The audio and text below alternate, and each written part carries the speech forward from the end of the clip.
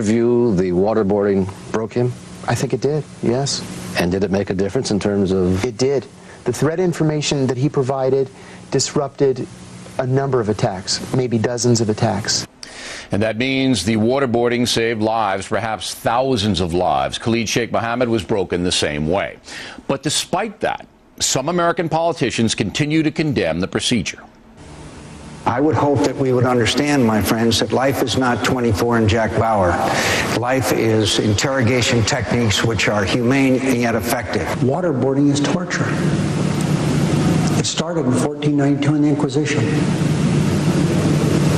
It's a heinous process. It's something that America should not be associated with.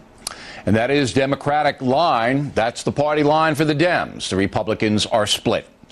The media, of course, is largely against harsh interrogation methods, but I believe every opponent of waterboarding would use the technique if it would save their children, their spouse, their mother and father from death. So why should other people die while politicians debate ethics? In my opinion, it is immoral to allow terrorists to kill people when you can stop them. If you capture someone who knows the inner workings of a terror outfit, you make life very uncomfortable for that person within boundaries set by Congress. But let's stop the nonsense here. America's not a bad country because it waterboarded Zubaydah. The Bush administration has done its job. We haven't been attacked since 9/11. The liberal press, politicians, the ACLU can't stop any wrongdoing. They're all lost in a fog of misguided indignation, crazy with hatred for Bush. But we, the people, must take a stand here. This isn't a game. This is life and death.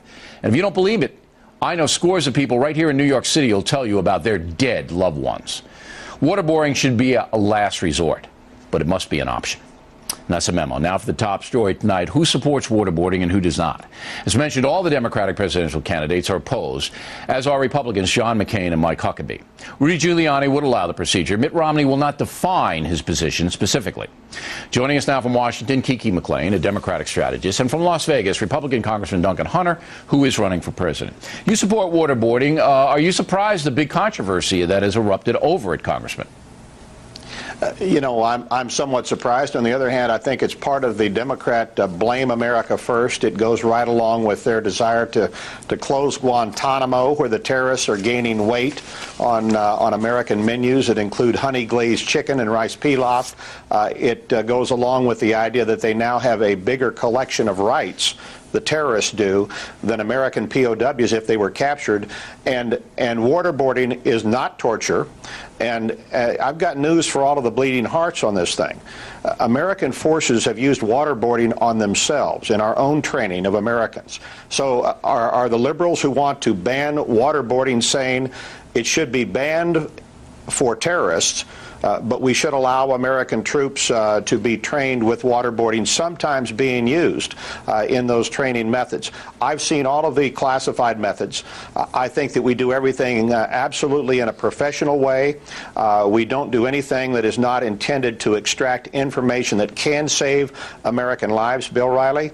And I think I think that the law that we put into place with respect to treatment of detainees is exactly where it should be right now. And this attempt to reach out and trump this thing and ban waterboarding is a disservice to Americans whose lives may be lost because of this real mistake. Okay, when was the first time you knew that the CIA was using waterboarding? Did you get briefed on this early after 9/11?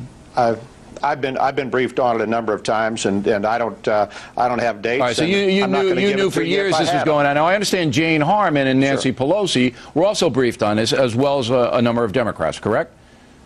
Yeah, I believe they had. I was briefed. I've been briefed as the chairman of the Armed Services Committee and now ranking member. I'm aware of the all right, so you guys were kept, Congress people were kept in the flow, knew it was being used. Yes. Now, Ms. McClain, as a Democrat, I mean, obviously, all the Democratic presidential candidates against this, but surely you understand the point that if American lives are in danger, most Americans, I believe, would say you got to waterboard them. You got to protect American lives. And what say you, madam?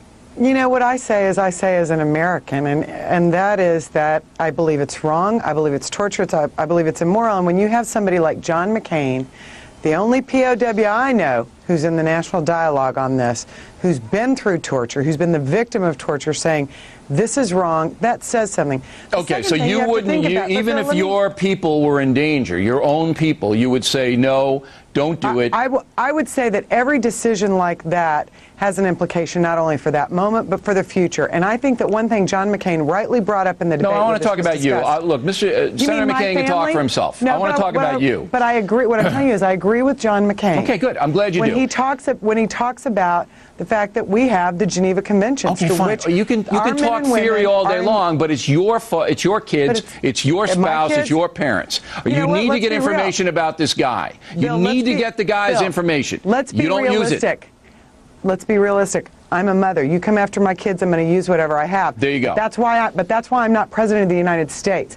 And the president of the United States and the director of the CIA and our intelligence director should be making decisions from a leadership position. Okay, so you're saying that you would use it. Well, I'll get back to you in a minute. You would say you would use it, but the president, whose responsibility to protect you, all of us, can't use it. I don't get that logic. The president's responsible for protecting all of us, not just now, but in the future. Okay. And a decision that's made in the here and now on one instance may have a significant implication on how our men and women, our citizens We're back into theory, and I want to stay out of the theory because this is about life and death. It's not theory that policy decisions made today. Yeah, I want the American people to stand up and tell all of their elected representatives, and this should be a major presidential issue, that we want to be protected, and theory walks. Now go ahead, Congressman, go. Well, Kiki, you made the point that if your child was in danger, you'd use everything. The facts are we've got 160,000 young men and women in Iraq who are the children of somebody, and we have about 22,000 in Afghanistan. They may become victims of torture by other countries. Well, let me make this point. They may become victims of torture by other countries. Kiki, we made the point we weren't going to talk over each other. Please honor that. We have a duty to all of those people and to the American citizens, and I'll say this. I have a son who served 3 tours, 2 tours in Iraq, 1 tour in Afghanistan as a U.S. Marine.